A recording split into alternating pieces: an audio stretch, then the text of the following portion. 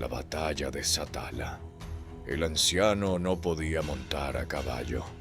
Observaba desde una litera, transportada a hombros por sirvientes, incapaz de cabalgar, como 30.000 de los soldados más temidos del mundo conocido daban la espalda a una ciudad que habían marchado 126 millas para destruir.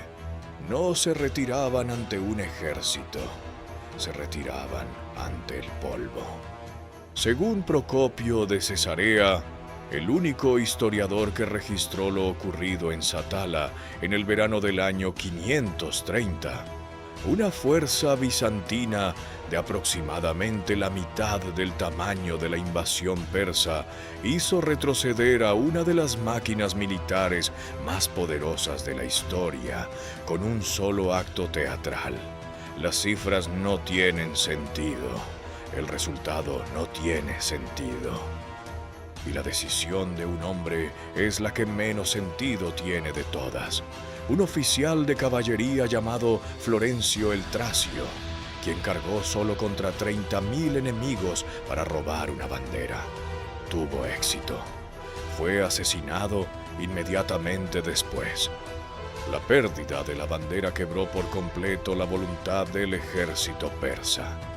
Procopio registra esto en una sola frase. Menciona a Florencio una vez. Nunca vuelve a nombrarlo. ¿Qué tipo de hombre mira a 30.000 enemigos, mira una bandera y calcula que el intercambio vale la pena? ¿Qué entiende una persona sobre la guerra, sobre lo que realmente mantiene unido a un ejército, que hace que ese cálculo parezca no solo racional sino obvio? Las crónicas nos dan el acto, nunca nos dan al hombre. Lo que Florencio sabía, creía o sentía en ese momento se ha perdido durante 1500 años. Al final de este relato entenderás tres cosas que la mayoría de las crónicas de este período pasan por alto por completo. Descubrirás que el general persa al mando de 30.000 hombres estaba físicamente lisiado y dirigió toda la campaña desde una litera, y que este detalle explica más sobre por qué perdió que cualquier análisis táctico.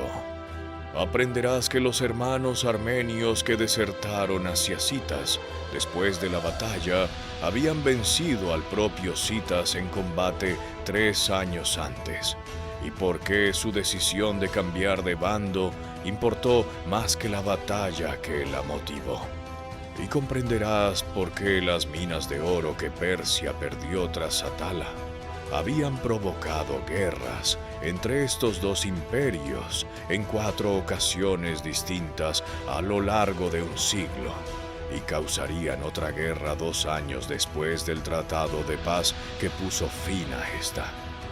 Para entender por qué Florencio hizo el cálculo que hizo, necesitamos retroceder 4 años, al momento en que una sola objeción legal en Constantinopla hizo que 30.000 hombres marcharan hacia un valle de colinas en las tierras altas de Armenia, desde el Mar Negro hasta el Golfo Pérsico, desde el delta del Nilo hasta los límites de Asia Central.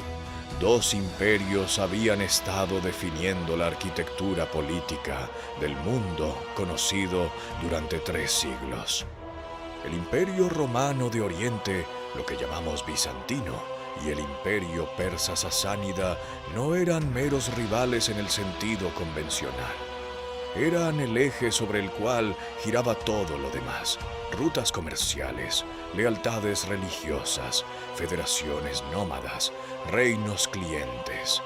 Todo el ecosistema diplomático de la antigüedad tardía se organizaba en relación con estas 2 potencias y la línea que las dividía. Esa línea había sido estable, a grandes rasgos, desde la paz de Nisibis en el año 363. No pacífica, nunca pacífica, pero sí estable. Incursiones, guerras de proximidad, fortalezas en disputa, la eterna negociación de tributos y prestigio. Lo que ningún imperio había logrado en 3 siglos era un avance decisivo y permanente. La frontera aguantaba porque ninguno de los dos bandos podía permitirse romperla por completo, y ambos lo sabían. El punto de presión era el Transcáucaso, el corredor montañoso entre el Mar Negro y el Mar Caspio. El territorio de las modernas Georgia y Armenia no era simplemente una tierra en disputa. Era la bisagra estratégica de todo el enfrentamiento romano-persa. Quien controlara el Transcáucaso controlaba el acceso a la mano de obra nómada de la estepa euroasiática, las rutas comerciales que conectaban el mundo mediterráneo con China e India, y lo más crítico, la capacidad de flanquear la principal línea defensiva del otro imperio. El dominio persa del Transcáucaso amenazaba la retaguardia de Constantinopla. El dominio romano amenazaba el flanco de Ctesifonte. Ambos imperios entendían esto perfectamente, por lo que cada reino, cada clan, cada pequeño jefe en ese corredor era perpetuamente cortejado por ambos bandos. Para cuando Justiniano I se convirtió en emperador en el 527, los años iniciales de la Guerra Ibérica habían ido mal para Roma. El historiador Geoffrey Greatrex, en su estudio de este período, señala que los primeros combates habían favorecido a Persia sistemáticamente. La revuelta ibérica había sido aplastada para el 527. Los esfuerzos ofensivos romanos contra Nisibis habían fracasado y las fuerzas persas habían avanzado hacia el este de Lásica, extendiendo su alcance hacia la costa del Mar Negro. La frontera no se mantenía, se contraía. La respuesta de Justiniano fue estructural más que meramente militar. Reconoció que el teatro de operaciones armenio, geográficamente distinto del frente mesopotámico donde operaba Belisario, estaba siendo socavado por un mando fragmentado. Diferentes generales, diferentes prioridades, ninguna doctrina unificada. Su solución fue crear un cargo totalmente nuevo, el Magister Militum per Armeniam, el maestro de soldados para Armenia, con autoridad consolidada sobre todo el teatro del norte.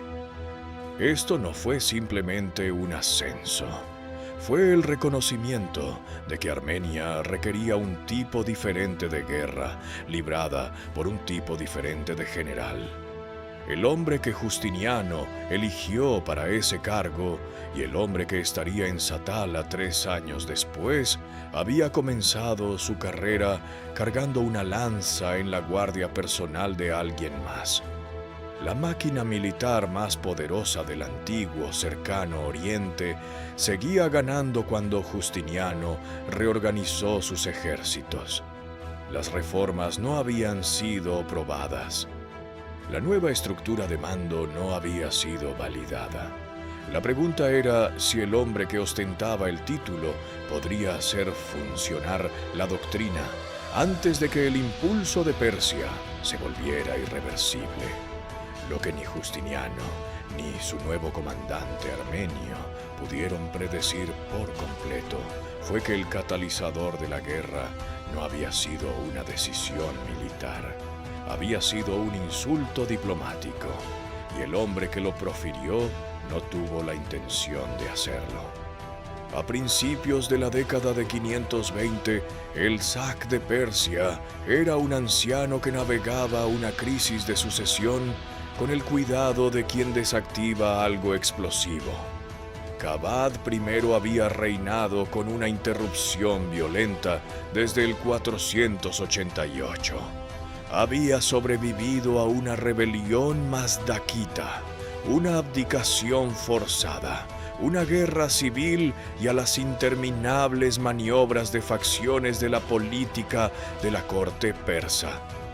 Al acercarse al final de su reinado, una cosa le consumía: asegurar que el hijo adecuado heredara su trono. El hijo adecuado era Cosroes. La amenaza contra Cosroes era real. Hermanos rivales, facciones mazdaquitas resurgentes, el apetito perpetuo de la corte por la interrupción.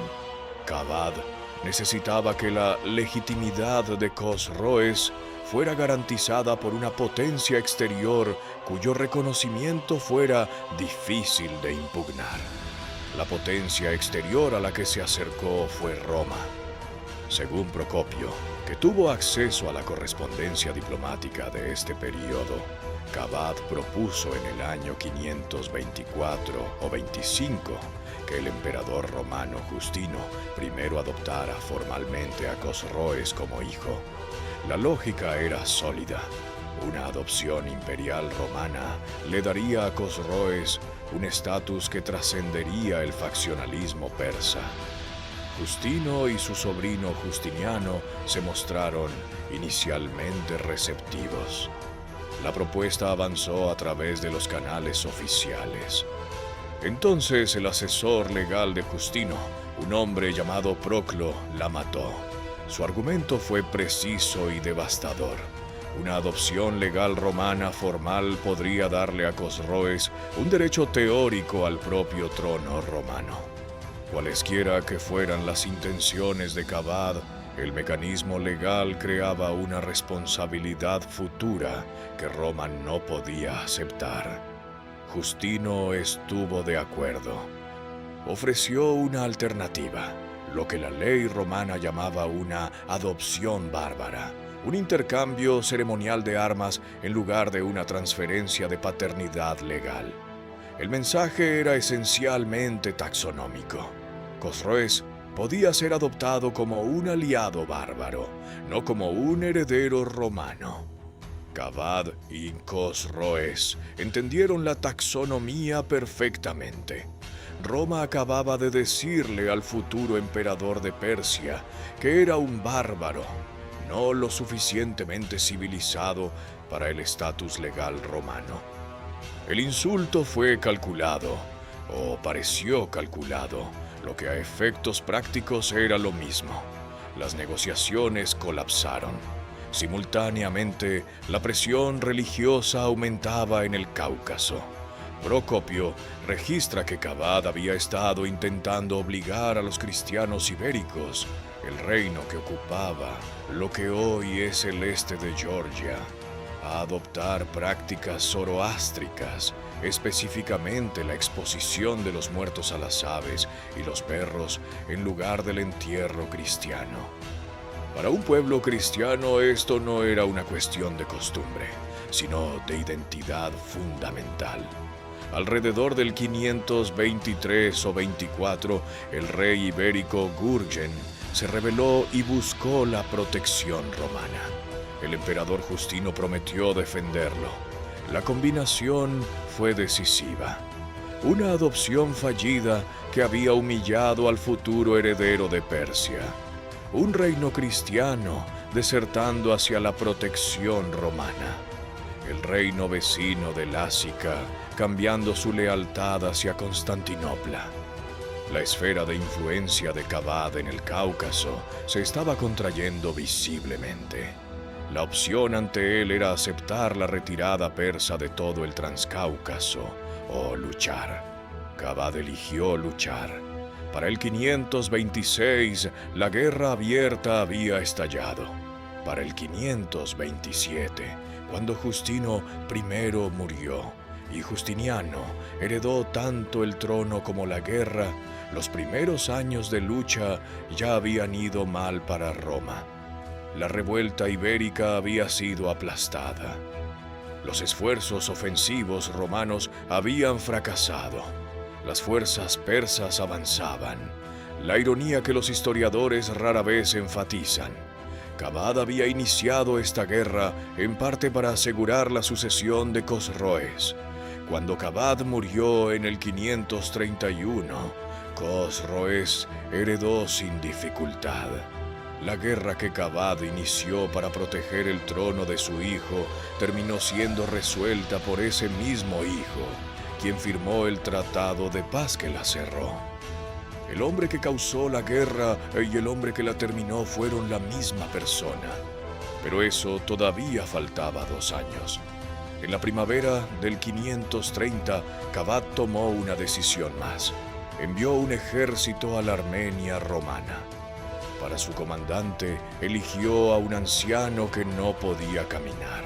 Su nombre, en el persa original, era Mihr-Mihroe.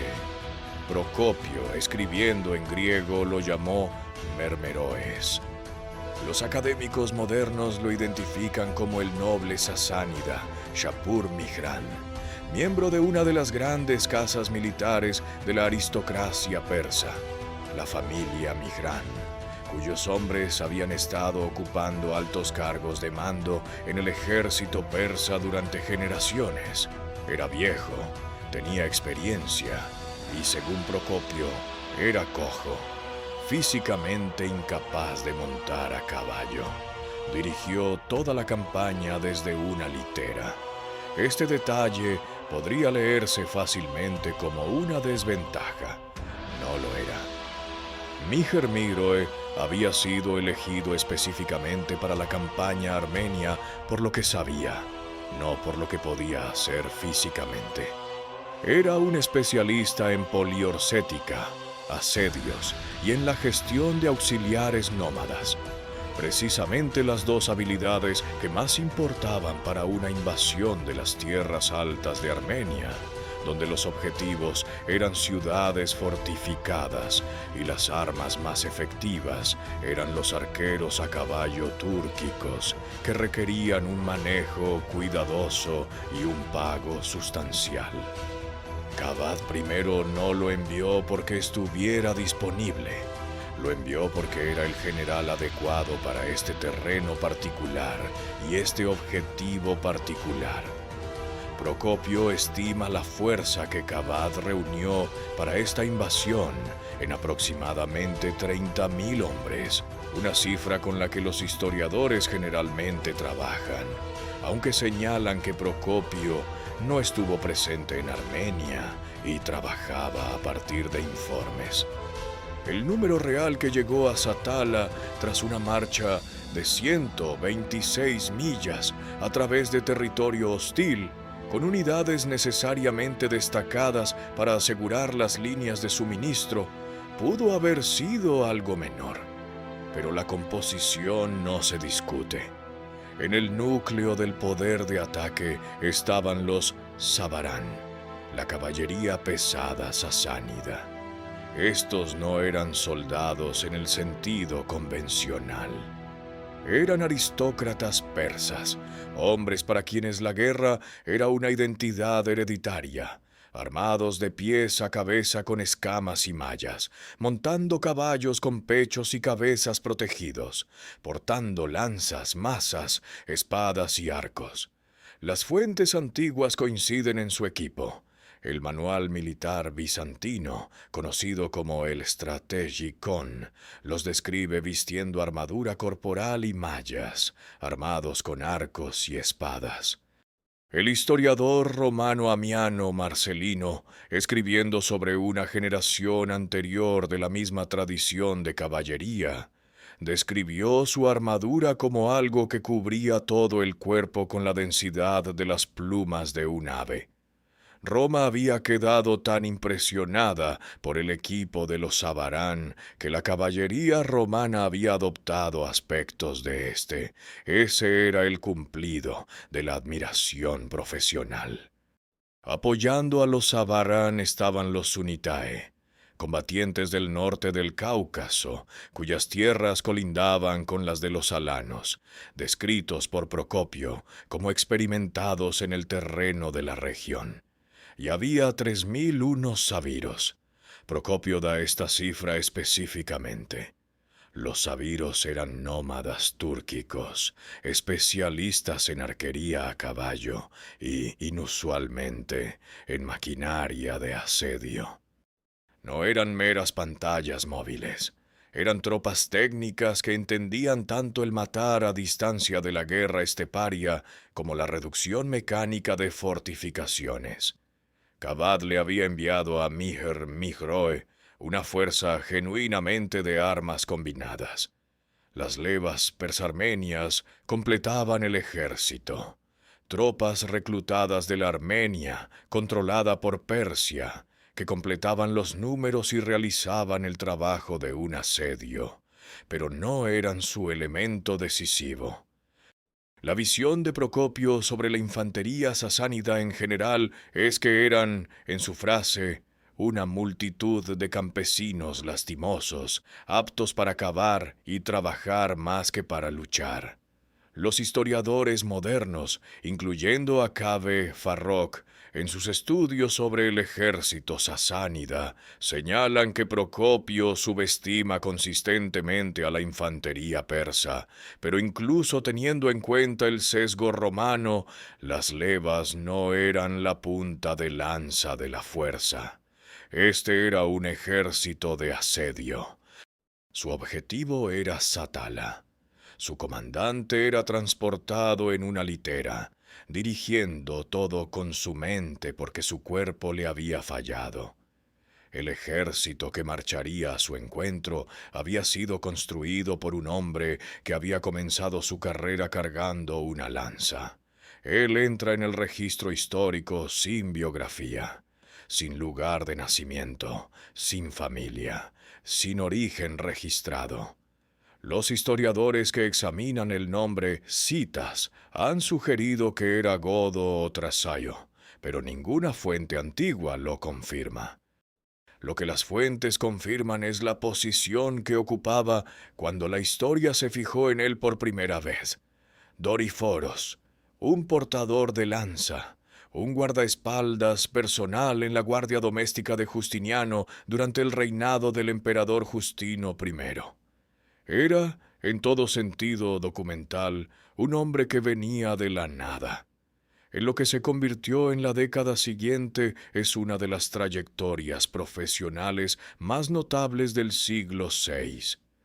En el 527, Citas y Belisario, dos jóvenes oficiales que aún estaban forjando su reputación, recibieron el mando conjunto de una incursión en la Armenia persa.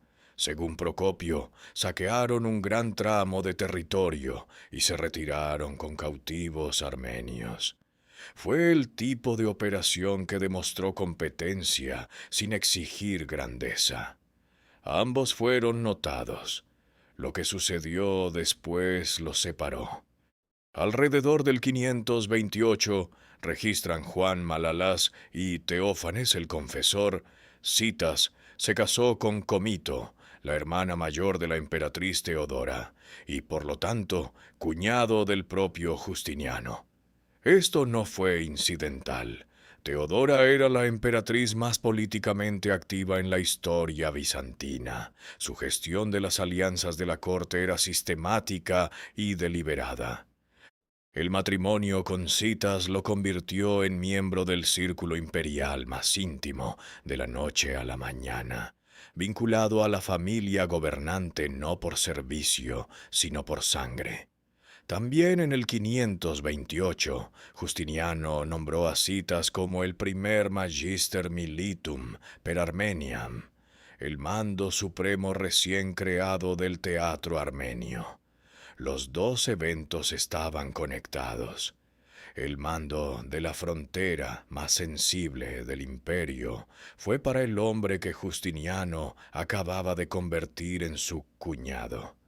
Esto requería una explicación, y el registro histórico la proporciona. Según Malalas y Teófanes, Citas tomó una decisión administrativa en Armenia que lo diferenció de cualquier comandante romano anterior en la región. Reclutó a sus scriniari, sus funcionarios administrativos, los hombres que gestionaban la inteligencia, la logística y la diplomacia local de la propia población armenia. Su razonamiento, tal como lo presentan las fuentes, era simple. Los armenios entendían Armenia. Ningún forastero podía igualar su conocimiento del terreno, las estructuras de los clanes, las lealtades y los rencores que determinaban en quién se podía confiar y en quién no. Esto no fue mera cortesía con los lugareños, era doctrina, y creó algo que resultaría decisivo, una red de inteligencia que funcionaba de la manera en que siempre funciona la inteligencia local cuando es genuina, con el conocimiento granular y específico que ninguna cantidad de reconocimiento externo puede replicar. Robert Browning, en su estudio sobre Justiniano y Teodora, argumenta que Citas estaba posiblemente por delante de Belisario en la trayectoria de su carrera hasta la revuelta de Nicá en el 532, y que la razón por la que la historia recuerda a Belisario, mientras Citas sigue siendo conocido principalmente por especialistas, es en gran parte geográfica. Belisario estaba en Constantinopla durante la revuelta. Estuvo presente en la crisis que puso a prueba la lealtad de la manera más visible. Citas estaba en campaña con éxito contra los nómadas de la estepa en el Danubio. Estar ausente de un momento famoso le hace cosas extrañas a una reputación. En el 530, Citas comandaba aproximadamente 15.000 hombres en el teatro armenio. En la punta de lanza de esta fuerza estaban sus bucellari, caballería doméstica privada de élite, el séquito personal que respondía directamente a él, entrenado por igual en la arquería con arco compuesto y cargas de lanza pesada. Estos no eran tropas imperiales estándar esperando órdenes de Constantinopla. Eran sus hombres, formados por su doctrina. Cuando le llegó la noticia de que Miher Mijro estaba reuniendo fuerzas cerca de Teodosiópolis, Citas no se movió hacia posiciones defensivas. Se movió hacia el enemigo. Miher Mijroe todavía estaba reuniendo sus fuerzas. El campamento estaba a 3 días de marcha de la frontera bizantina. Su ejército aún no había cruzado a territorio romano. Según cualquier lectura convencional de la lógica militar, el movimiento de Citas debería haber sido de preparación. Fortificar Satala, posicionar sus fuerzas, esperar a que el ataque se materializara antes de responder. Citas envió espías en su lugar. Según Procopio, se enviaron 2 guardaespaldas para infiltrarse en el campamento persa e informar sobre lo que se estaba preparando. Uno de ellos se llamaba Dagaris. Fue capturado por los hunos sabiros, los mismos auxiliares nómadas que formaban la pantalla móvil de Miher Mijroe, antes de que pudiera regresar. El otro espía logró volver. Llevaba inteligencia detallada sobre los preparativos persas, la escala de la fuerza, su estado de preparación, la disposición del campamento. El destino de Dagaris no está registrado. Aparece en el registro histórico una vez, nombrado como un hombre que entró en un campamento persa de 30.000 hombres y no volvió, y luego desaparece. Lo que compró con su captura y lo que su compañero compró con su exitoso regreso fue la información que Citas necesitaba para actuar. Utilizando la inteligencia del espía que regresó, Citas y Doroteo lanzaron un asalto nocturno al campamento persa mientras el ejército de Mir Mijroe todavía estaba a 3 días de marcha de la frontera bizantina. El ataque logró exactamente lo que estaba diseñado para lograr. Procopio registra que las levas persas se dispersaron en la noche, que los romanos saquearon el campamento de suministros y armas, y que la fuerza bizantina se retiró a sus propias líneas antes de que se pudiera organizar una respuesta persa coherente. El campamento, que había estado lleno de provisiones para una campaña, fue despojado de ellas antes de que la campaña comenzara. El impacto estratégico se midió en semanas.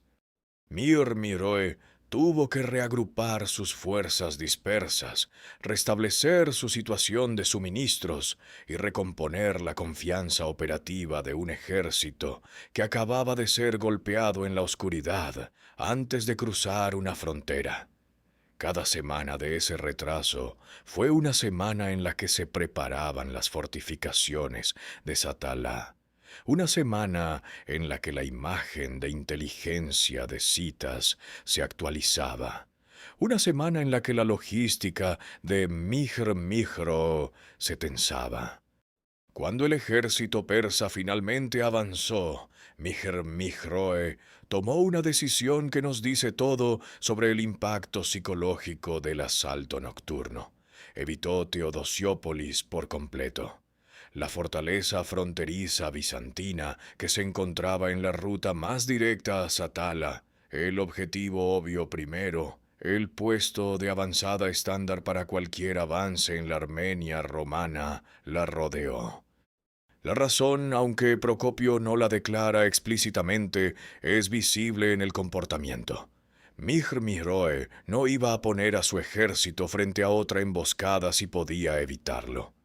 Ya había sido golpeado una vez en una situación que pensaba controlada. No iba a presentar esa oportunidad de nuevo. El desvío le costó la marcha de 126 millas a través del crudo campo armenio. Le costó la ventaja logística de usar Teodosiópolis como base avanzada. Le obligó a destacar unidades para asegurar sus líneas de suministro a través de territorio que ahora cruzaba sin una base de apoyo. Para cuando el ejército persa estuvo a la vista de las murallas de Satala, ya había sido moldeado, de formas sutiles pero reales, por una incursión que había ocurrido antes de que comenzara la batalla. Citas se había movido hacia el enemigo antes de que el enemigo hubiera terminado de prepararse. Había utilizado la inteligencia para golpear primero, herir primero y redirigir el avance de su oponente hacia un terreno desfavorable. Había hecho esto siendo superado en número aproximadamente de 2-1. El campo de batalla estaba esperando. El ejército de Mihr estaba llegando. Y Satala, asentada en su valle rodeado de colinas, estaba a punto de demostrar por qué Justiniano había pasado el año anterior reconstruyendo sus murallas. Procopio lo describió con la precisión de alguien que había leído los informes militares cuidadosamente. Satala yacía en una llanura baja y estaba dominada por muchas colinas que se elevan a su alrededor. Esa frase no es solo una descripción topográfica. Es la explicación de todo lo que sucedió allí en el verano del 530. La fortaleza había sido una instalación militar romana durante siglos. La Legio XV Apolinaris, una de las 30 legiones de Roma, una unidad cuya historia se remontaba a las campañas de Marco Antonio, había estado acuartelada allí desde la época del emperador Trajano a principios del siglo II. Satala se encontraba en el cruce de la carretera de Trapesunte, en el Mar Negro, y las rutas este-oeste hacia el interior de Asia Menor, lo que la convertía en la encrucijada militar más importante de la Armenia romana. Controlar Satala significaba controlar el acceso entre la costa del Mar Negro y la frontera persa. Perder Satala habría significado que Persia controlara el corredor. El sitio en sí era una fortaleza natural en teoría y una problemática en la práctica. Las colinas circundantes creaban puntos de ocultación y observación que un atacante podía explotar contra los defensores de abajo. Las murallas, para cuando comenzó la guerra ibérica, se habían deteriorado hasta el punto de que su valor defensivo era cuestionable. Procopio, en su relato del programa de construcción de Justiniano, registra que las murallas originales habían sido construidas con mano de obra deficiente y eran vulnerables al terreno elevado que las rodeaba. Justiniano arregló esto en el 529. El programa de reconstrucción en Satala no fue meramente una reparación, fue un recálculo táctico en piedra.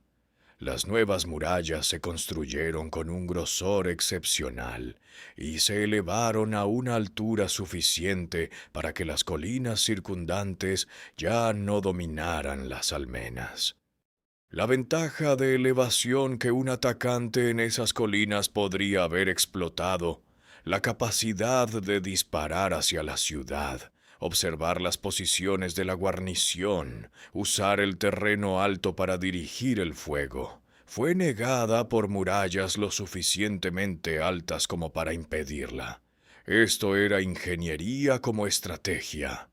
Justiniano había entendido la geometría de la batalla antes de que ocurriera y había construido la respuesta en la mampostería.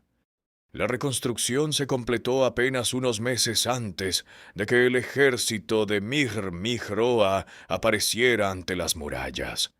Arqueólogos turcos han estado excavando el sitio de Satala desde 2017, y los hallazgos confirman la escala de lo que se alzaba aquí. Entre los artefactos recuperados se encuentra una armadura de escamas romana tardía, una lorica squamata, prácticamente intacta, la primera encontrada en esta condición en cualquier lugar. El remanente físico de la protección de un soldado romano preservado en la tierra de un pueblo turco conecta al observador moderno con la guarnición que observaba al ejército de Mihr-Mihroe desde esas murallas reconstruidas. El equipo de excavación ha desenterrado artefactos que abarcan 5.000 años de ocupación. La fortaleza, cuyas murallas sobreviven en parte alrededor del pueblo de Sadak, 348 habitantes, es la misma fortaleza donde el plan que Citas estaba a punto de ejecutar dependía del terreno descrito por Procopio hace 1500 años. Las colinas estaban lo suficientemente cerca del suelo del valle para proporcionar ocultación a la caballería. Estaban posicionadas de tal manera que las tropas que descendieran de ellas aparecerían de repente y a gran velocidad. El calor del verano a 1700 metros de altitud, el verano de las tierras altas armenias, seco y feroz, haría el resto. El ejército de Mir-Mihro llegó para encontrar exactamente lo que esperaba: una ciudad en una llanura, rodeada de colinas. Las colinas parecían activos. No lo eran. La mayoría de los comandantes que se enfrentan a una desventaja numérica de 2-1 defienden. Utilizan cualquier fortificación que tengan, conservan sus fuerzas, hacen que el atacante pague por cada centímetro de terreno. Esta era la lógica de la situación a la que se enfrentaba Citas, y no fue la lógica que utilizó. Procopio declara lo que sucedió con la franqueza de alguien que lo encontró evidentemente notable. Citas sacó a 1000 hombres y los ocultó detrás de una de las muchas colinas que rodean la llanura en la que se encuentra la ciudad de Satala. 1000 jinetes. Ocultos en las colinas sobre el valle, donde 30.000 soldados estaban a punto de desplegarse. Este es el hecho documentado a partir del cual procedió todo lo que siguió. Los 1000 hombres fueron casi con certeza extraídos de los Bucellari de Citas, la caballería doméstica privada de élite que formaba su punta de lanza operativa. Procopio no especifica esto, pero la lógica del plan lo exige.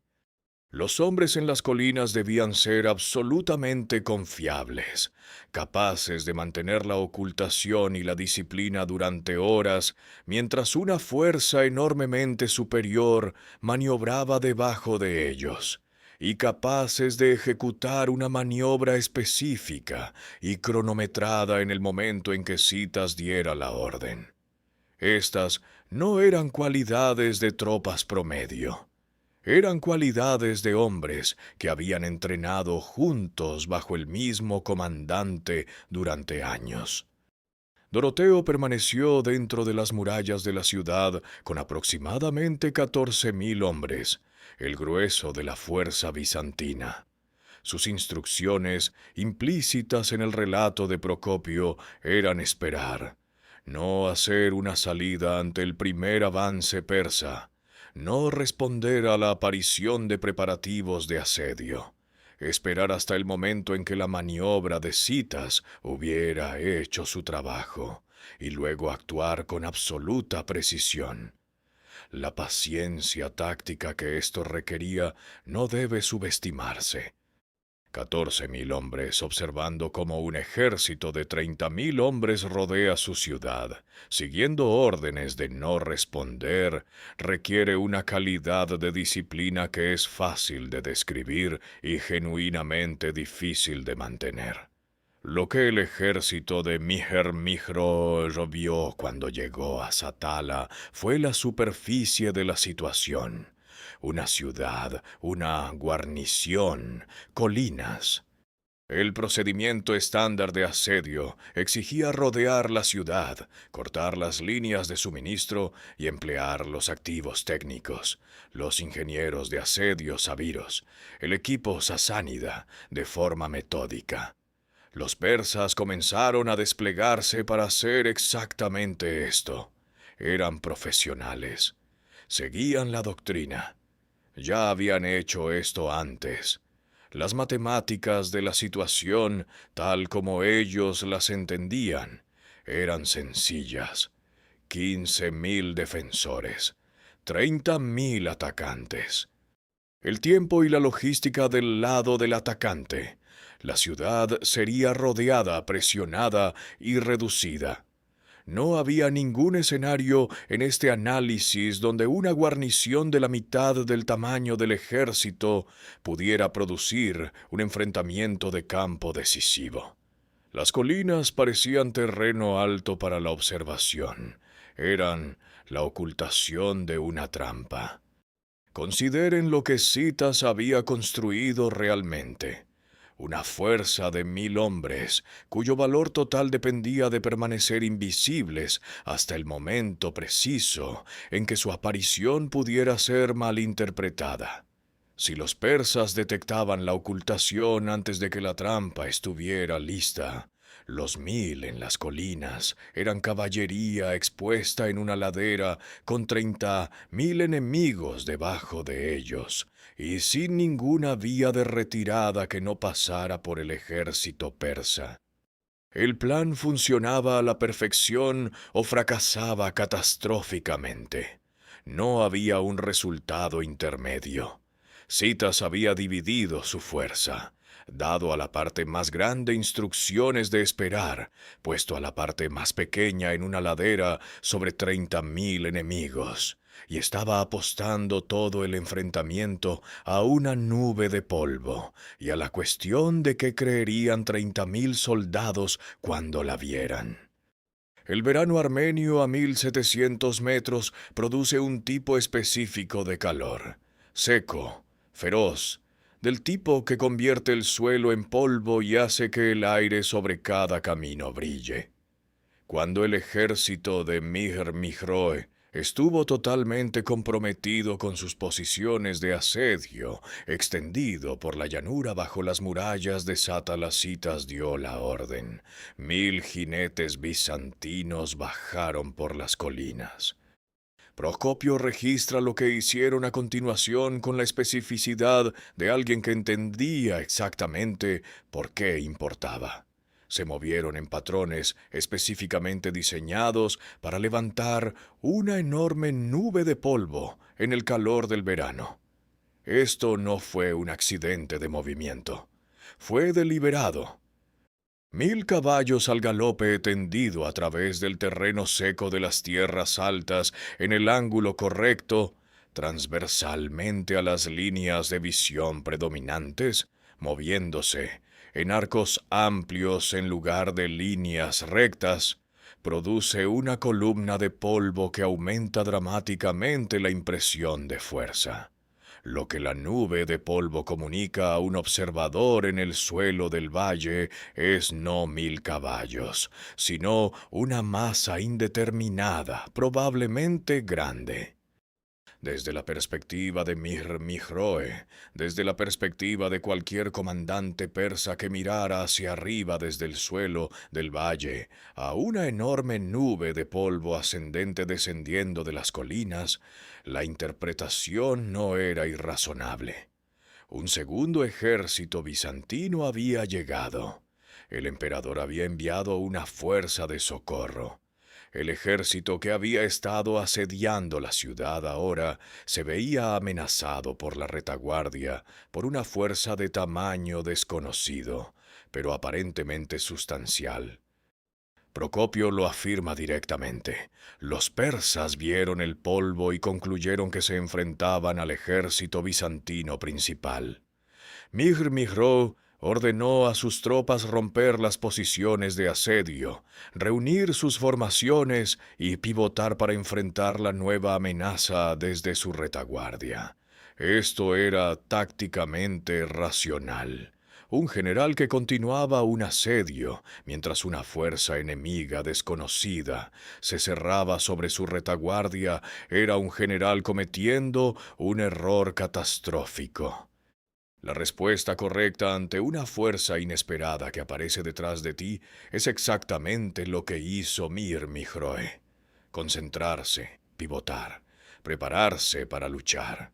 El engaño funcionó precisamente porque explotó el buen pensamiento militar. Sitaz no hizo que Mir-Mijroe entrara en pánico. Hizo que respondiera inteligentemente a una imagen falsa de la realidad. En el momento en que 30.000 soldados persas dieron la espalda a las murallas de la ciudad, Doroteo abrió las puertas. 14.000 soldados bizantinos salieron de Satala en una salida, avanzando hacia la retaguardia de un ejército persa que ahora estaba orientado lejos de ellos. La trampa tenía 2 mandíbulas, la caballería descendente de las colinas al frente, la guarnición de la ciudad golpeando desde atrás. El ejército de Mir-Mijroe, que había llegado para llevar a cabo un asedio metódico contra una fuerza menor, ahora se encontraba recibiendo presión simultánea desde 2 direcciones, atrapado entre oponentes en un terreno por el que se había movido, pero que no había asegurado. 1000 hombres, una nube de polvo, la física del verano en las tierras altas, y 14.000 soldados que habían esperado en silencio, disciplinado, exactamente este momento. Las matemáticas de la situación acababan de invertirse. Pero aquí está lo que el relato de Satala suele omitir cuando llega a este punto. Los persas no se quebraron. Procopio es inequívoco en este punto, y es una de las frases más importantes de su relato. A pesar de estar atrapado en una pinza, atacado por el frente por la caballería que descendía de las colinas y por la retaguardia por la guarnición de la ciudad, el ejército persa resistió eficazmente debido a su mayor número. Esta frase hace más por explicar la batalla que casi cualquier otra cosa en el registro. Nos dice que la lucha fue real. Nos dice que la trampa, perfectamente ejecutada, no produjo un colapso inmediato. nos dice que 30.000 soldados profesionales, incluso atrapados en una posición táctica gravemente comprometida, poseían suficiente masa y cohesión para estabilizarse y resistir. Los Sabarán, la caballería noble blindada persa en el núcleo de la fuerza, no eran tropas que se quebraran por sorpresa. El Strategicon bizantino, el manual militar que reflejaba siglos de experiencia romana, luchando contra fuerzas persas, los describe vistiendo armadura corporal y mallas, armados con arcos y espadas, y operando con una cohesión de unidad basada en la identidad aristocrática más que en la mera disciplina militar. Su calidad de combate derivaba de quiénes eran, no sólo de para qué habían sido entrenados. Sorprender a una unidad sábara no era lo mismo que derrotarla. La batalla se convirtió en lo que Procopio describe como una feroz lucha cuerpo a cuerpo. No especifica la duración, no da fases. Lo que la estructura narrativa implica, un enfrentamiento sostenido que requirió un acto individual dramático para romperlo, sugiere que la lucha se mantuvo durante un periodo considerable sin resolución. Ni la presión de las colinas ni la presión de las puertas fueron suficientes por sí solas o en combinación para quebrar a 30.000 hombres que todavía superaban en número a sus atacantes aproximadamente de 2-1. Las matemáticas del desgaste en esa situación favorecían a Persia. Cada hora que la batalla continuaba era una hora en la que el peso de los números podía reafirmarse. Cada soldado bizantino muerto en el combate, cuerpo a cuerpo, era más difícil de reemplazar que cada soldado persa muerto, porque la fuerza bizantina era de la mitad del tamaño y no podía absorber las mismas pérdidas proporcionales. La trampa de Citas había logrado su propósito táctico inmediato. Había atrapado al ejército persa en una posición comprometida y lo había obligado a luchar en terreno desfavorable. Lo que no había hecho y no podía hacer por sí sola era terminar la batalla. Algo tenía que cambiar. La pregunta era, ¿qué tipo de cambio podría quebrar a una fuerza de este tamaño y calidad? La respuesta no fue otra maniobra de caballería. No fue una innovación táctica, o un movimiento de flanqueo, o una reserva fresca. Los Sabarán podían resistir esas cosas. Lo que no pudieron resistir, como resultó, fue la pérdida del único objeto que mantenía unida su sensación de formación y mando. En este punto de la batalla, un comandante de caballería bizantino llamado Florencio el Tracio miró lo que sucedía a su alrededor e hizo un cálculo. Procopio lo nombra una vez. Eso es todo lo que tenemos. Florencio el Tracio, el cognomen el Tracio, sugiere su origen étnico o la región donde se reclutó su unidad. Comandaba un destacamento de caballería bizantina en la lucha en Satala. Su rango no se especifica. Su biografía no está registrada. Antes del verano del 530 está ausente de toda fuente. Después de él está igualmente ausente. Existe en el registro histórico por exactamente una frase que Procopio coloca en el punto de inflexión de la batalla, como si lo explicara todo, porque así es. Procopio registra que Florencio lideró a su unidad en una carga directamente hacia el centro persa. El objetivo no era una posición táctica. No era una línea de tropas o un motor de asedio o una formación de caballería de flanqueo. Era el estandarte de batalla personal de Mihr Mijroe. El significado de ese objetivo requiere algo de contexto. En la práctica militar sasánida, el drafsh, El estandarte de un comandante no era meramente decorativo. Era el punto focal visual de toda la comunicación de mando de la formación.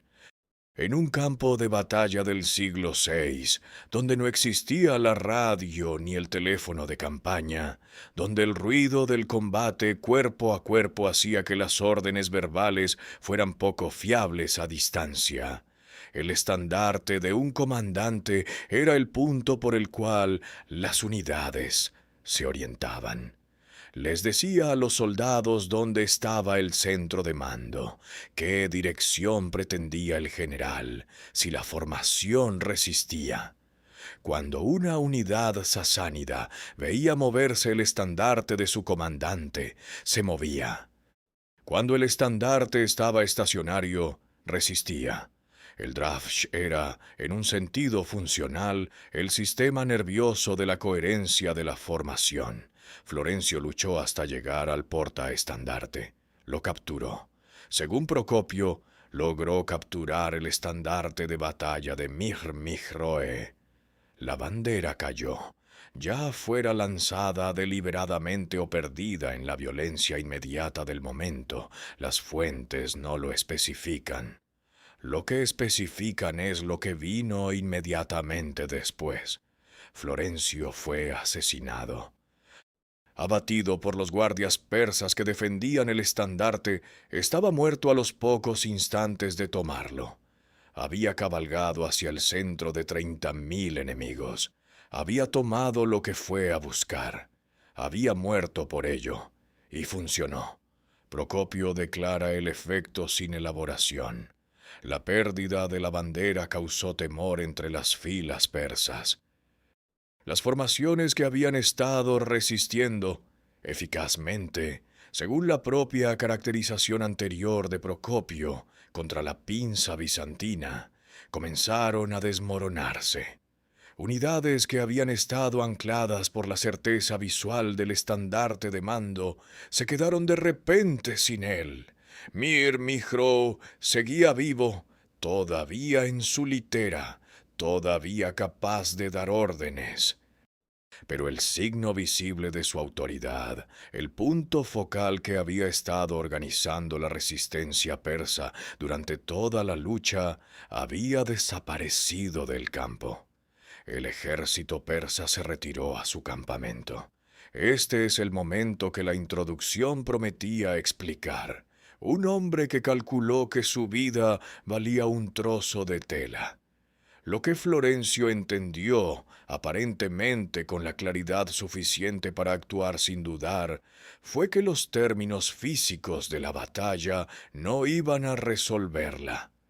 Los persas tenían hombres suficientes para mantener el terreno, pero la cohesión del ejército sasánida no era puramente física, era psicológica, organizada en torno a símbolos de autoridad y la certeza que esos símbolos comunicaban.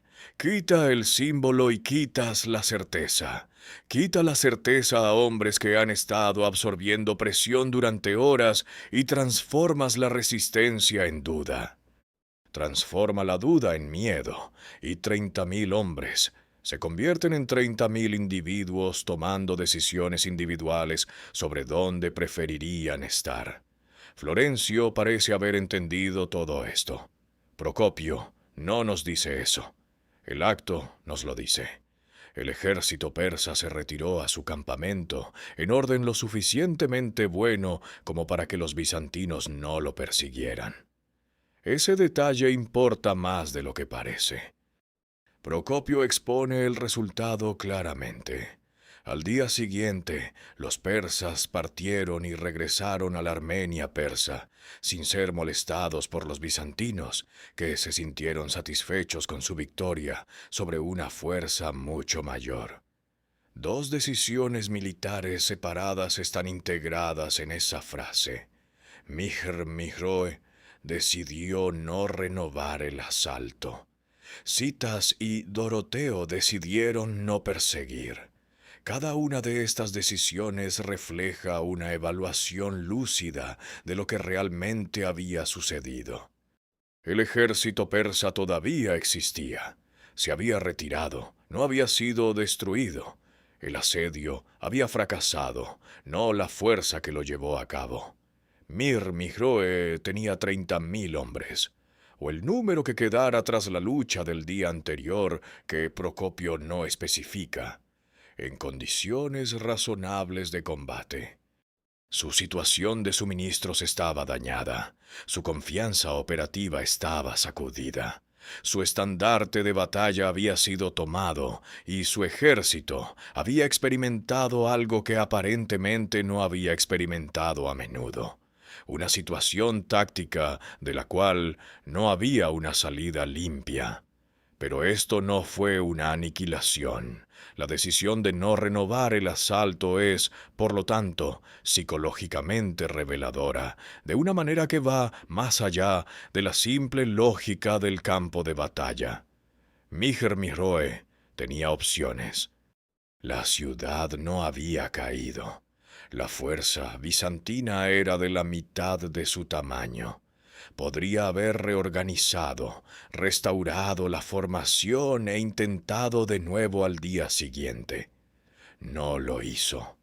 El blog de Historia Militar Bizantina, en su análisis de este enfrentamiento, sugiere que la no persecución refleja que la fuerza persa todavía era coherente y formidable en su retirada como para que perseguirla fuera peligroso.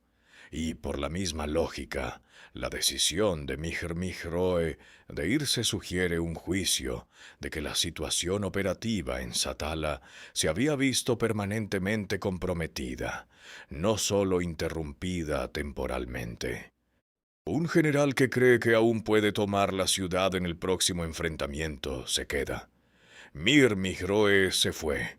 Esto no fue, hay que decirlo, el fin de Mir Mihroe. Reaparece en puestos de mando persas en campañas posteriores, lo que indica que cualquier juicio que Kabad primero formara sobre su desempeño en Satala no fue el juicio de un general que había fallado por incompetencia. El terreno era el equivocado. La inteligencia había sido derrotada por la red armenia de citas antes de que comenzara la batalla. El engaño había funcionado. Estos no fueron fracasos de habilidad militar. Fueron las consecuencias de ser superado por alguien que había pasado 2 años construyendo una ventaja de inteligencia específica para exactamente este tipo de enfrentamiento. Lo que la retirada también revela es la naturaleza de la victoria bizantina. Satala no fue una batalla de aniquilación. Ninguna crónica registra la huida de un ejército persa fugitivo, ninguna persecución en las montañas, ninguna masa de prisioneros. La victoria fue precisa y limitada. El asedio se rompió. El ejército persa dio media vuelta y el impulso operativo de Mijer Mihroe, que se había estado acumulando desde el inicio de la campaña, se detuvo. Eso fue suficiente. Eso fue, de hecho, exactamente lo que una fuerza de 15.000 hombres defendiendo territorio armenio necesitaba lograr contra 30.000 atacantes. El polvo se había asentado. Satala seguía en pie, y las consecuencias políticas de lo que acababa de suceder comenzaban a moverse a través de las tierras altas de Armenia más rápido que los caballos. 3 años antes del verano del 530, 2 hermanos de una familia noble persarmenia habían derrotado a citas en el campo. Procopio registra el encuentro anterior sin dramatismo. En el 527, Citas y Belisario habían realizado una incursión en la Armenia persa que terminó con Narses y Aracio, 2 nobles armenios que luchaban al servicio de Persia, enfrentándose a ellos y obteniendo la ventaja. No fue una derrota catastrófica. Fue un revés en el campo de batalla, en un enfrentamiento menor. Pero fue una derrota. y Procopio nombra a los hombres que la infligieron. En el verano del 530, inmediatamente después de la victoria bizantina en Satala, esos mismos dos hermanos, Aracio y Narses, desertaron del imperio persa hacia Bizancio. Trajeron a su madre con ellos. Los historiadores modernos, basándose en la prosopografía del Imperio Romano tardío y la entrada de la Enciclopaedia Iránica sobre la familia Kamsarakan, identifican a estos hermanos como miembros casi seguros de la antigua casa Kamsarakan, una de las grandes familias nobles armenias de origen parto, con una historia en la región que se remonta a siglos atrás. Su deserción no fue el acto de hombres desesperados huyendo de un bando perdedor. Fue el juicio calculado de guerreros nobles establecidos que habían evaluado la situación estratégica y concluido que el imperio al que habían estado sirviendo ya no era la mejor apuesta. Procopio registra que llegaron a las líneas bizantinas con su madre y fueron recibidos por el Sacellarius imperial Narses, el mismo persarmenio de nacimiento. Un detalle que explica por qué era el punto de contacto natural para los nobles armenios que cruzaban al lado romano. Narses los recibió y les entregó una gran suma de dinero. Esto fue inversión, no caridad. Los hermanos Kamsarakan aportaron habilidad militar, legitimidad regional, redes de clanes y el peso simbólico de una familia que había vencido a comandantes bizantinos en el campo y que ahora elegía luchar por Bizancio. Estas eran cosas que el dinero no podía fabricar. Su hermano Isaac, el tercero de los tres, fue aún más lejos. Entregó la fortaleza de Bolom, un puesto de avanzada persa clave cerca de Teodosiópolis, por el método más simple y efectivo disponible. Abrió una puerta desde el interior para los infiltrados romanos. Una fortaleza que habría requerido un asedio para ser tomada cambió de manos sin una batalla. Los tres hermanos murieron al servicio de Bizancio. Narses fue asesinado en el 543 en Persarmenia. Isaac fue capturado por el rey ostrogodo Totila en Italia y ejecutado en el 546. Aracio fue asesinado en una emboscada en el 552 mientras luchaba en Iliria. El imperio que eligieron para sí mismos los consumió tan completamente como el imperio que dejaron lo habría hecho. Pero ellos tomaron la decisión, y la tomaron en el verano del 530, inmediatamente después de una batalla que había cambiado la aritmética de la influencia persa en el Cáucaso. La deserción de los Kamsarakan fue el terremoto político. Lo que sucedió en Farangium, fue la réplica, y golpeó el tesoro de Persia de una manera que importó más que cualquier territorio. En un cañón escarpado en algún lugar de las tierras altas de Armenia, la ubicación exacta no ha sido establecida definitivamente por la arqueología moderna. Había una fortaleza llamada Farangio que se encontraba sobre una mina de oro. La mina había sido operada bajo licencia de Cavad I por un administrador local llamado Simeón. Cuando la guerra llegó a su rincón de las tierras altas, Simeón tomó una decisión que Procopio registra con lo que parece una admiración genuina por su audacia. Simeón entregó Farangio a Roma. Luego se negó a dar el oro a nadie. Procopio cita esta situación con detalles específicos. Simeón se entregó tanto a sí mismo como a Farangio a los romanos, pero se negó a entregar a ninguno de los dos el oro de la mina. Su razonamiento, tal como lo presenta Procopio, fue que había decidido privar a Acabad de los ingresos, pero no veía razón por la cual eso debería beneficiar a los romanos tampoco. Los romanos, señala Procopio, estaban contentos. Privar a Persia de los ingresos era suficiente. No hicieron nada pensando que les bastaba con que el enemigo hubiera perdido los ingresos de allí. El significado de esto no es visible de inmediato, a menos que se entienda qué pagaba ese oro. El académico ese. Brionis, en su análisis de la minería de oro bizantina, documenta que las disputas sobre las minas en esta región fronteriza fueron la causa de conflictos armados entre Persia y Bizancio, al menos 4 veces distintas a lo largo de más de un siglo. En 421 a 422, bajo el emperador Anastasio. En el 530, y de nuevo en el 534. Estas no eran disputas marginales.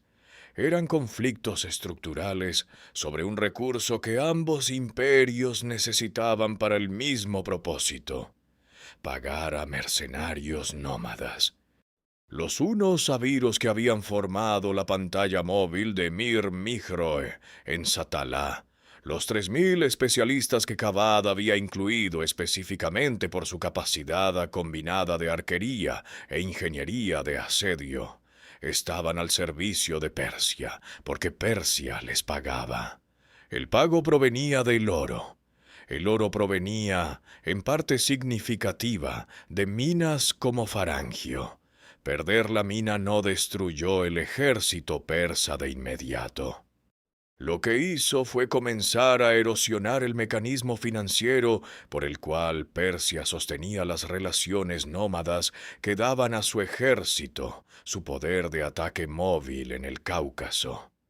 La paz eterna del 532, que terminó formalmente la guerra ibérica, requirió que los romanos devolvieran Farangio a Persia como parte de sus cláusulas de restauración territorial. Los romanos finalmente violaron esta disposición. La violación desencadenó otra declaración de guerra persa en el 534. La única mina que Simeón se había negado a entregar a cualquiera de los dos imperios siguió generando conflictos después de que tanto Simeón como Miger Mihroe hubieran muerto. Después de que Cavad primero hubiera muerto. Después de que la paz que se suponía iba a resolverlo todo ya se hubiera roto. La batalla de Satala produjo 3 consecuencias en cascada. Las deserciones de los Kamsarakan cambiaron la arquitectura humana del mando bizantino en el Cáucaso. La caída de Farangio comenzó a socavar la arquitectura financiera del poder militar persa en la región, y la fortaleza de Volum, entregada por Isaac al abrir una puerta desde el interior, eliminó un puesto de avanzada persa crítico del mapa operativo. Ninguna de estas consecuencias requirió otra batalla. Fueron las secuelas de una mañana de lucha, extendiéndose hacia afuera. Satala fue una victoria bizantina decisiva. No terminó la guerra. Esto importa para cómo entendemos lo que la batalla realmente logró. La narrativa de 2 grandes imperios luchando hasta el agotamiento tiende a aplanar la complejidad de la secuencia real, tratando cada batalla como un escalón hacia una conclusión inevitable. La realidad en el 531 era menos ordenada. Satala había roto el impulso persa en Armenia. La victoria de Belisario en Dara a principios del 530 había roto el impulso persa en Mesopotamia. Pero el imperio sasánida no estaba acabado. El 19 de abril del 531, en la batalla de Calínico, las fuerzas persas y lajmidas derrotaron a Belisario. El mismo general que había aplastado a Persia en Dara, que se había convertido, tras esa victoria, en quizás el comandante militar más célebre del mundo bizantino, fue ahora vencido en el campo. Fue llevado ante una comisión de investigación a su regreso y destituido de su cargo. Los registros de la guerra, basándose en Procopio, señalan que el general persa Azaretes también fue despojado de su rango, porque a pesar de la victoria en Calínico, su ejército había sufrido grandes pérdidas y no había logrado capturar ninguna fortificación significativa. Ambos bandos habían perdido a un general tras una batalla. La guerra estaba moliendo a ambos imperios hacia el agotamiento simultáneamente. Septiembre del 531 trajo el evento que cambió las matemáticas diplomáticas que de manera más decisiva que cualquier batalla. Cavad I murió. Había reinado durante más de 4 décadas. Había iniciado la guerra ibérica en parte para asegurar la sucesión de su hijo favorito, y ese hijo, Cosroes I, heredó ahora sin oposición significativa. La ironía era profunda. La guerra que Cavad había iniciado para proteger la posición de Cosroes terminó siendo resuelta por el propio Cosroes, en términos que Cavad podría haber encontrado aceptables 7 años antes si la adopción bárbara no hubiera envenenado la atmósfera diplomática irreparablemente. Cosroes necesitaba consolidarse. Su posición interna requería atención, facciones rivales, política de corte, el desafío perenne de un nuevo rey persa estableciendo una autoridad indiscutible. La guerra en la frontera occidental era costosa e inconclusa. Estaba abierto a la paz. Justiniano estaba igualmente listo. Sus ambiciones estratégicas estaban orientadas hacia el oeste. El reino vándalo en el norte de África, el control ostrogodo de Italia, la reconquista del Mediterráneo occidental que definiría su reinado. Todo eso requería una frontera oriental estable. La paz eterna se firmó en septiembre del 532 en términos que ambos bandos podían aceptar. Devolución de todos los territorios ocupados. Roma realizaría un pago único de 11.000 libras de oro. Iberia permanecería en manos persas y los ibéricos que ya estaban en territorio romano tendrían permiso para quedarse. La paz duró menos de 8 años. En el 540, Cosroes I, el hombre que la había firmado, la rompió. El cercano Oriente no se estabilizaría hasta un siglo después, cuando las conquistas árabes de la década de 630 hicieron que toda la cuestión del dominio romano-persa fuera irrelevante en menos de una década. Pero en el 532 ambos imperios tenían lo que necesitaban. Y lo que hizo eso posible, lo que le dio a Justiniano suficiente apalancamiento para negociar desde algo parecido a la fuerza a pesar de la pérdida en Calínico, fue la convergencia de 2 victorias en el mismo año, en 2 frentes diferentes que habían demostrado la capacidad militar bizantina de una manera que los 4 años anteriores no lo habían hecho. La historia estándar del reinado de Justiniano tiende a centrarse en las grandes escenas. Belisario conquistando a los vándalos en 9 meses, las largas y brutales campañas de la guerra gótica en Italia, Santa Sofía elevándose sobre Constantinopla como la declaración física de la ambición imperial.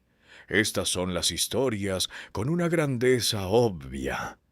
Satala no es una de esas historias. Fue un enfrentamiento de una sola tarde en una fortaleza en las tierras altas de Armenia contra un ejército que dio media vuelta y se fue a casa al día siguiente. Lo que validó fue la arquitectura que hizo posible todo lo demás. Citas había demostrado tres cosas simultáneamente en Satala que Justiniano necesitaba que se demostraran.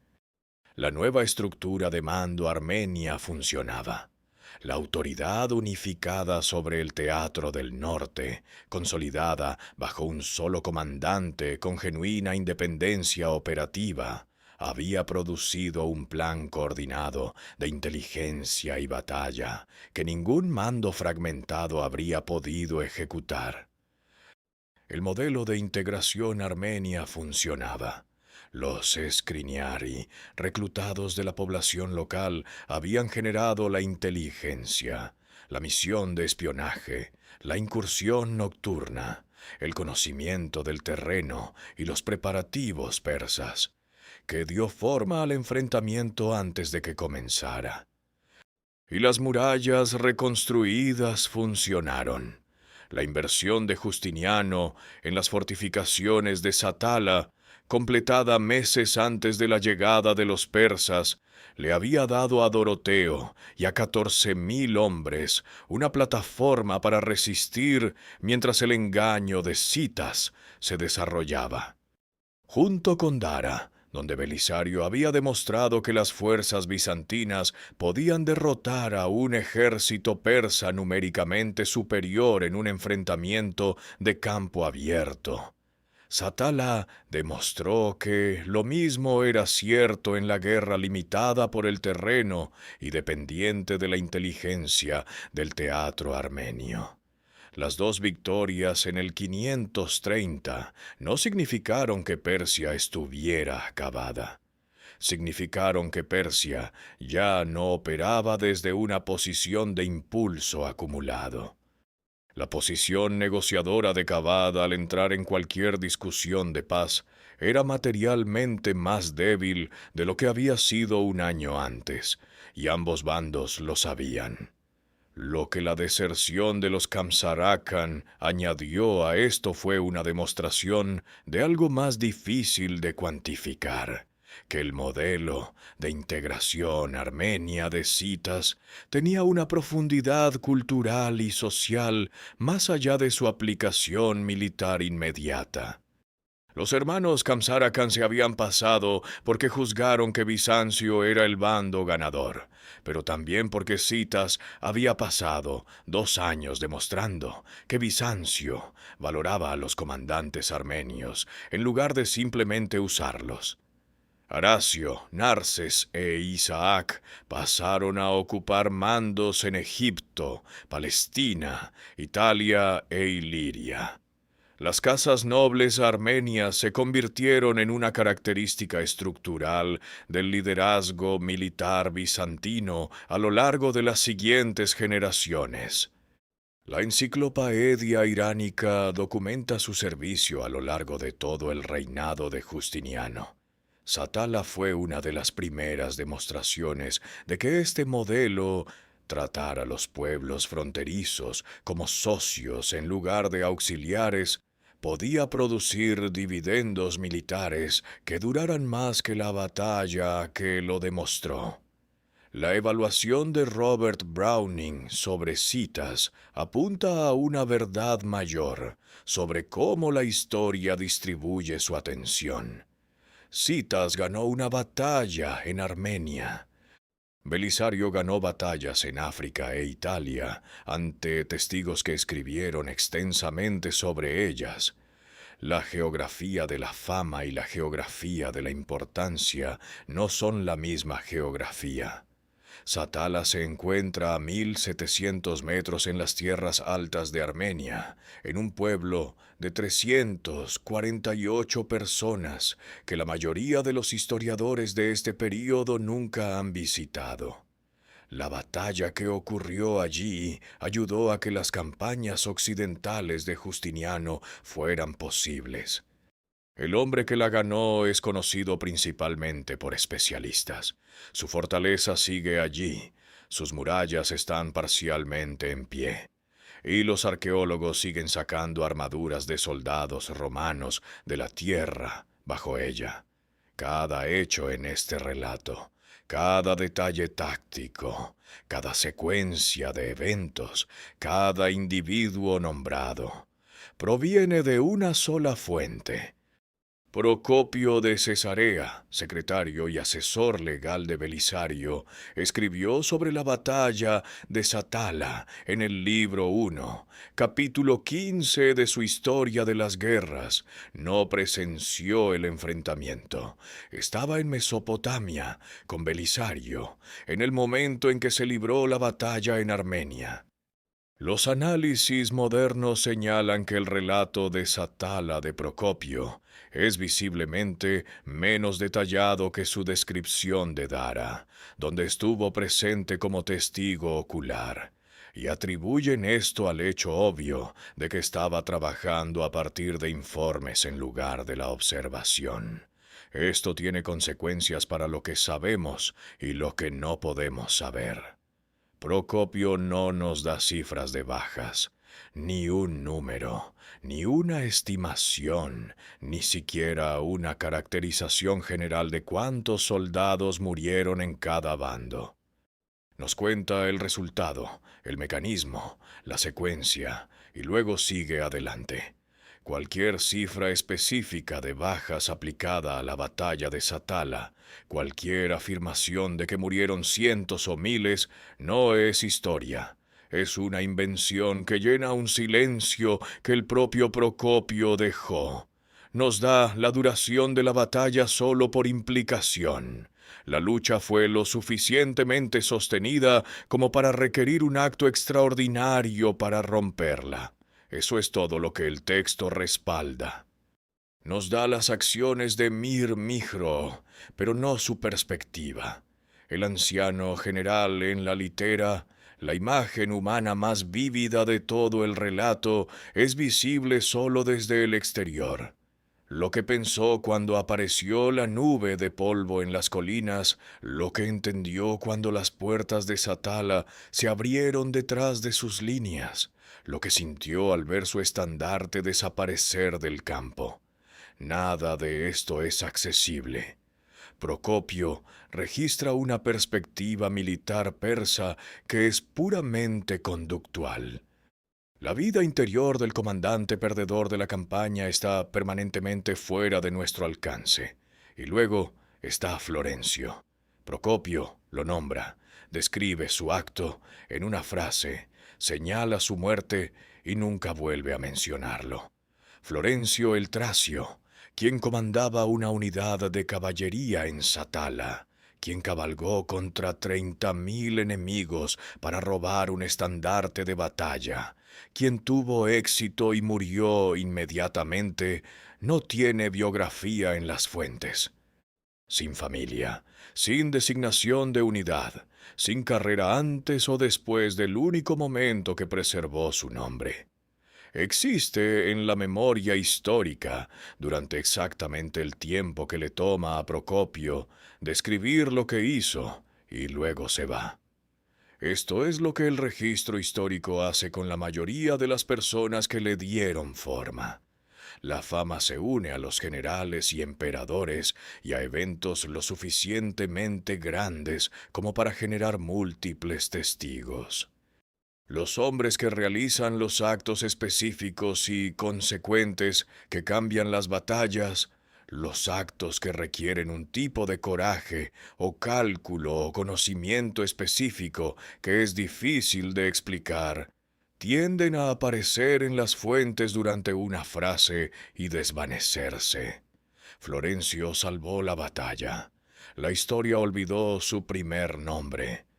Lo que Procopio registró en Satala, imperfectamente de segunda mano, en un capítulo que la mayoría de los lectores de su historia, de 8 volúmenes, probablemente han pasado por alto, es suficiente para reconstruir la estructura esencial de la batalla.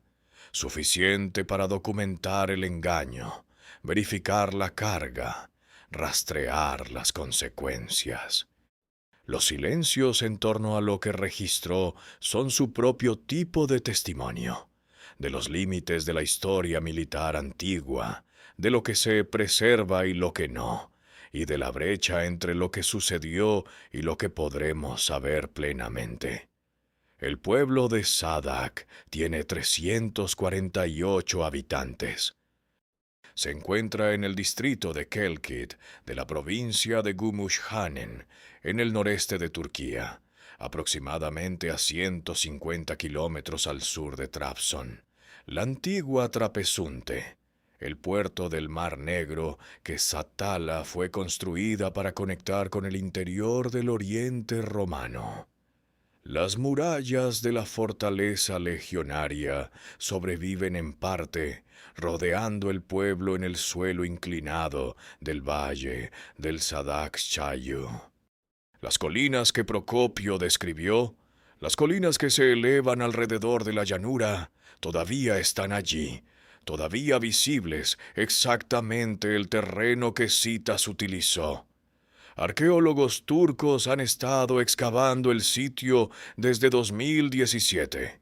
Entre los hallazgos, una lorica escuamata prácticamente intacta, armadura de escamas romana tardía, la primera encontrada en esta condición en cualquier lugar.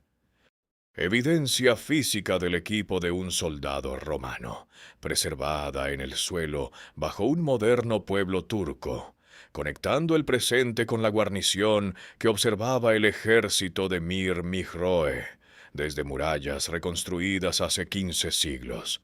Las excavaciones han producido artefactos que abarcan 5.000 años de ocupación, y el director del equipo ha descrito planes para un sitio visitable y un museo que convertiría a Satala en uno de los monumentos militares romanos significativos de Turquía.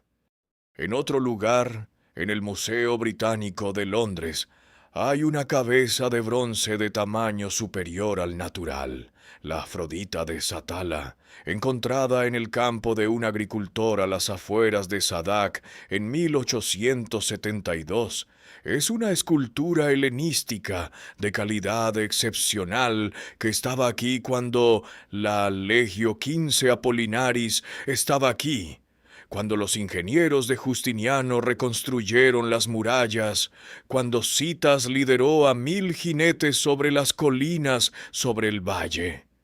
Fue encontrada en un campo porque alguien la enterró, o se le cayó, o simplemente sobrevivió al colapso de las estructuras que una vez la sostuvieron.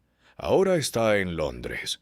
La fortaleza de la que provino todavía está en Turquía, esperando mejores fondos y más tiempo.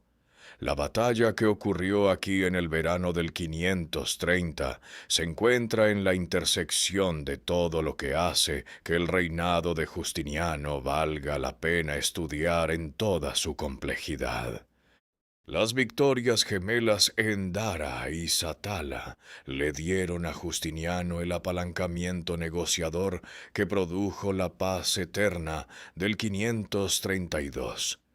Esa paz liberó recursos militares bizantinos para la conquista de Belisario del reino vándalo en el norte de África en el 533, para las largas y brutales campañas de la guerra gótica, que restauraron parcialmente Italia y Roma al dominio romano, para la reconquista parcial del Mediterráneo occidental, que Justiniano llamaría la renovación del imperio. Nada de esto era posible sin una frontera oriental estable. La frontera oriental requería una paz. La paz requería apalancamiento. El apalancamiento provino, en parte, de una nube de polvo sobre un valle en las tierras Azr altas de Armenia. Los historiadores que examinan esta cadena causal son cuidadosos, apropiadamente, al señalar que Satala fue un factor entre varios, que Dara importó, que la muerte de Kabad importó, que las necesidades domésticas de Cosroes importaron. La batalla no fue la causa única de todo lo que siguió. pero fue un eslabón en una cadena cuya ausencia habría cambiado la fuerza de la cadena, y la fuerza de la cadena importaba. Las colinas alrededor de Sadak todavía producen polvo en un día seco de verano. Las murallas todavía están en pie, en parte, alrededor de un pueblo que ha olvidado la batalla que ocurrió allí. Y en algún lugar bajo ese campo hay más trajes de armadura, más artefactos, más restos físicos de la guarnición que sostuvo Satala mientras 1000 jinetes descendían de las colinas sobre ellos. Todavía están encontrando piezas de ello. El anciano en la litera vio a su ejército retirarse. Miher Mihroe, transportado sobre los hombros de sirvientes, incapaz de cabalgar, dirigiendo a 30.000 hombres, con su mente, porque sus piernas le habían fallado hacía mucho tiempo, había hecho todo lo que un general capaz podía hacer. Había reunido una fuerza superior para el terreno preciso en el que se le enviaba a luchar. La había hecho marchar a través de un país hostil hasta su objetivo. La había desplegado correctamente alrededor de una ciudad que debería, por cada medida de la aritmética militar, haber caído. Y entonces una nube de polvo había aparecido en una ladera y un oficial tracio le había robado su bandera. Y 30.000 hombres se habían dado la vuelta. Lucharía de nuevo. Mier Mihroe reaparece en mandos persas en campañas posteriores, lo que nos dice que el juicio de Kabad sobre él fue el de un profesional que había sido superado, no un fracasado que había sido deshonrado. El imperio sasánida continuó, la guerra ibérica continuó, Calínico ocurrió. Y la paz eterna del 532 que firmó Cosroes I, el mismo Cosroes cuya adopción propuesta había iniciado todo, requirió que los romanos pagaran 11.000 libras de oro por el privilegio de fronteras estables. La historia rara vez ofrece finales limpios.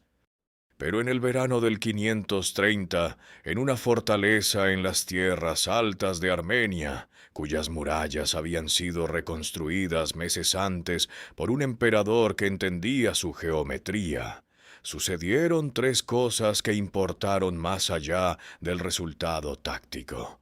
Citas: demostró que una red de inteligencia construida a partir del conocimiento local podía dar forma a una batalla antes de que comenzara. Florencio demostró que el objeto en el que cree un ejército puede importar más que el tamaño del ejército. Y Simeón demostró que el hombre que controla la mina de oro no tiene por qué ser el hombre que gane la guerra.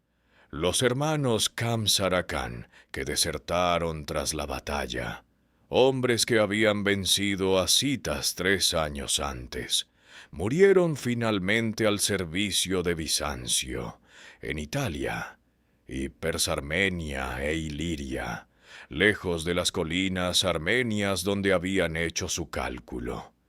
La mina de oro que Simeón se negó a entregar generó guerras durante décadas después de que ambos hombres hubieran muerto. Las murallas reconstruidas de Satala todavía están en pie, en parte alrededor de un pueblo de 348 habitantes. Florencio el Tracio no tiene monumento allí. No tiene monumento en ninguna parte. Cabalgó hacia 30.000 enemigos, tomó lo que fue a buscar y murió. Lo que entendió sobre lo que mantiene unido a un ejército, sobre la diferencia entre la fuerza física y la creencia que organiza la fuerza física, no fue registrado por Procopio, fue demostrado. Esa es la cuestión con el polvo en Satala. El polvo nunca fue el arma. El polvo fue el medio a través del cual se comunicó una creencia, que un ejército más grande estaba llegando, que la situación había cambiado, que lo que era verdad hace un momento ya no lo era. Y una vez que 30.000 soldados creyeron eso, la batalla ya estaba decidida. La lucha fue solo la confirmación. Mihroe entendió esto también. Era un profesional que había pasado una carrera aprendiendo qué creen los soldados y por qué importa. Simplemente no lo había visto hecho así, con esa economía de medios. 1.000 hombres, una ladera de verano y el conocimiento específico de cómo se ve el polvo cuando necesitas que parezca un ejército. Si este es el tipo de historia de la que quieres más, las batallas que formaron imperios sin aparecer en la portada de ningún libro de historia, los comandantes cuyos nombres nunca has escuchado que construyeron los cimientos de las cosas que sí conoces. Suscríbete y activa las notificaciones. Las historias son todas reales. El polvo siempre está en los detalles.